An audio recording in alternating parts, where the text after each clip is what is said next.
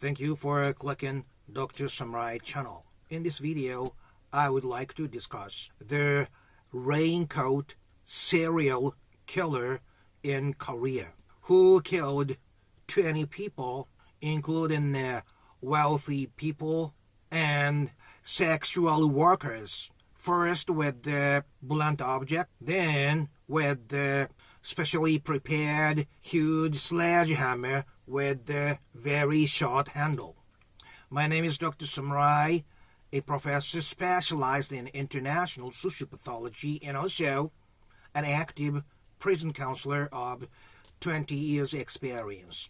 I'm hoping this video would deepen your understanding of what is going on in today's society for you to attain true happiness on this planet Earth. As usual, I would like to provide you some brief basic information first, and then like to move on to our main discussions in the latter half. Are you ready? Okay, let's start. The Raincoat Killer in Korea, who killed 20 people in almost 1 year. His real name is YOUNG-CHUL, who was born in 1970 at a rural village 4 hours away from the capital, Seoul. His father was a Vietnam vet who was alcoholic and used severe domestic violence within the house. Fearing that, his mother ran away when he was a little kid. Then he got remarried with his stepmother, who also physically and mentally abused him, probably because he was a kid from another woman. Because of this domestic terrible situation, he often slept at the park, and also looking for his mother, who parted with him when he was very young. Because of the violence he had to face day in and day out, he became highly introverted. Due to that, he couldn't make friends at school. But when he became a teenager, all those stress and frustrations stuck up inside of him started to come out, and he began to steal things and also rape women.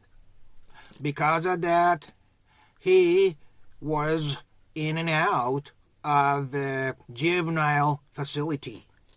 It is said he loved drawing pictures and indeed wanted to be an artist, but allegedly he failed to enter art school due to his weak eyes to distinguish colors. Also, during the high school years, he was absorbed into reading Nietzsche and Che Guevara. In 1991, he fell in love with the woman who worked for a sex industry, and they had 1 son. But even after the marriage, he could not stop theft and sexual crimes. And after he severely punched a prostitute who happened to pass by, thinking she insulted him, he was sent to prison for 11 years sentence. During that time, his wife separated from him because of her fear of her husband's abnormal personality, and ran away from him with his boy. He allegedly loved his boy very much and always playing with his boy. being a very good daddy to him. So he was furious about their separation, and also his wife's running away from him with his boy. In 2003, he again experienced separation from a woman due to the fact that he turned out to be an ex-con.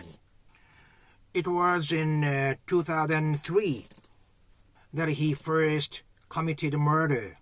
The first 8 murders were of socially wealthy people, and except for one street staller who suspected his fake police ID with which he had been making money, all the rest were sex workers, and he killed them at the hotel. He later confessed his motive of his murder, that wealthy men should know what they are doing is evil acts to society, while those sex workers shouldn't be immoral and promiscuous. Some episodes have been confirmed about his crimes later on, that he dismembered his victims while playing loud music because he was afraid of doing it in silence. Also, there's one case that when he decapitated one of his victims, only her body came down on him, which was not scary to him. He also killed one woman with the extra cruelty who had the same name as his ex-wife. He carved her face, buttocks, and her vagina. Out of 13 women, he had sexual intercourse only with one victim who was alive at the time, but afraid that she speaks out about his identity, he killed her anyway and removed her fingerprint. Out of the 14 dead bodies, he burned 3 and 11 he dismembered, and highly outstanding act of his is he ate some of the internal organs of those 11 bodies. He asked the victim in advance about their blood type, and if it was O, he ate them because he carried bronchitis, and he read eating raw internal organ is good in some book on Chinese medicine.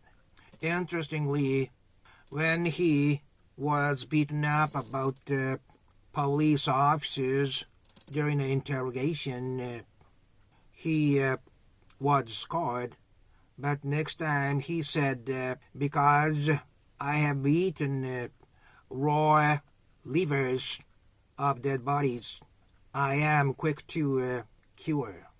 Those sex workers are called delivery massage, which means out-call massage.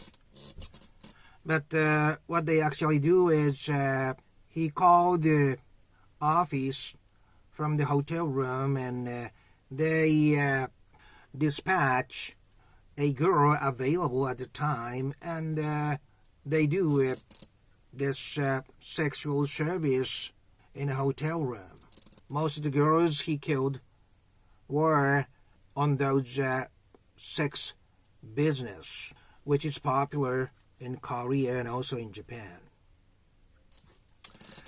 This is pretty much the basic information of Raincoat Killer in Korea. And this is the ending of part 1.